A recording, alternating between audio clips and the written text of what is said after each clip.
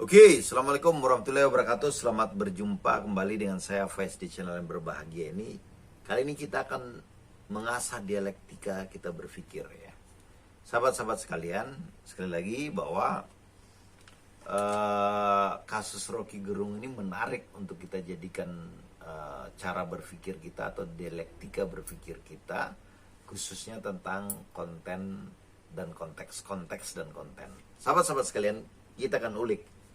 Kita tahu ya, Rocky Gerung adalah seorang cendekiawan, ya, seorang filsuf ya, yang fenomenal di tahun-tahun ini ya, tahun-tahun 5 tahun terakhir ini, dan juga kebetulan juga ya dia diundang oleh sebuah organisasi buruh untuk membicarakan pendapat-pendapat dia tentang kebijakan-kebijakan publik yang dibuat oleh pemerintah saat ini, khususnya undang-undang Omnibus Law. Itu bagaimana seharusnya buruh menyikapi atau memberikan amunisi ke buruh berpikir, sebenarnya ini loh yang akan terjadi, atau inilah pandangan daripada cendekiawan yang bernama Rocky Gerung. Nah, sahabat-sahabat sekalian, di acara buruh itulah yang menjadi persoalan kemudian meledak, yang keluar kata bajingan itu. Dan kita akan ulik sekali lagi bahwa kita akan bicara konten dan konteks ya, konteks dan konten. Sekali lagi, kontens ya, bagi teman-teman yang belum paham ya, itu adalah wadah, konten adalah isi ya. Misalnya gelas isinya es krim, esnya air, esnya pepaya dan sebagainya. Dia tidak boleh lari daripada wadahnya itu. Kalau dia lari dalam wadahnya itu berarti bukan misalnya air dalam gelas, bukan. Tetapi air mungkin yang udah bercecer di mana-mana. Sahabat-sahabat sekalian, sekali lagi ya, ketika kita menilai suatu pendapat, kita jangan lari dari konteksnya. Termasuk dalam menafsirkan ayat-ayat suci ya, kalau dalam Al-Quran itu ya, kalau kita lari dari konteks sebab turunnya ayat itu, maka banyak di antara kita yang mengalami penyimpangan-penyimpangan daripada ajaran-ajaran agama. Sederhananya begitu aja. Atau tidak relevannya ajaran agama itu kalau kita tidak memahami konteks turunnya ayat-ayat suci. Oke, sahabat-sahabat sekalian, sekali lagi kita kembali ke konteks dan konten.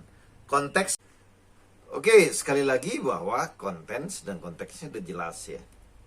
Rocky Gerung, buruh, dan Jokowi. Sekali lagi bahwa Jokowi sebagai apa? Kita lihat konteksnya, kontennya adalah dia berbicara tentang undang-undang KN, undang-undang buruh ya. Tiba-tiba baru keluarlah kata bajingan. Artinya kontennya adalah tentang undang-undang IKN, undang-undang buruh, undang-undang Omnibus Law. Jadi jelas, kalau kita kaitkan dengan Jokowi, tentu bukan Jokowi sebagai pribadi, ya. Dia sebagai pembuat atau penyetujui kebijakan itu. Itu cara berpikir Anda harusnya. Cara berpikir kita harusnya begitu. Kita jangan lari dari konteksnya, kontennya gitu loh, kontennya jangan lari. Konten itu bisa kita pasangkan, kita kaitkan kepada konten atau konteks ya. Sekali lagi, saya simpelkan aja masalah ini ya. Ketika Jenderal Arief berbicara tentang SBY, dia berbicara tentang pernikahan, tentang anak SBY ya. Dan SBY melaporkan. Ya, ini dua case yang berbeda. Anda harus paham itu. Ya. Konteksnya adalah Jenderal Arief dengan SBY. Kontennya adalah anak dan perkawinan SBY. Artinya SBY sebagai pribadi, nggak mungkin kan presiden kawin. Gitu loh, ya. Makanya Jenderal Arief itu dihukum penjara 8 bulan. Jadi Anda harus bisa memahami, ketika Jenderal Arief bicara konten, itu kontennya adalah tentang pribadi presiden, bukannya kebijakan. Rocky Gerung berbicara tentang undang-undangnya. Oke, semoga cerdas ya. Memang kita bicara atau kita berpendapat itu karena mungkin kita lapar ya. Jadi kita harus tidak bisa berpikir jernih karena kita lapar. Karena ada yang ngasih makan ke kita sehingga kita tidak bisa berpikir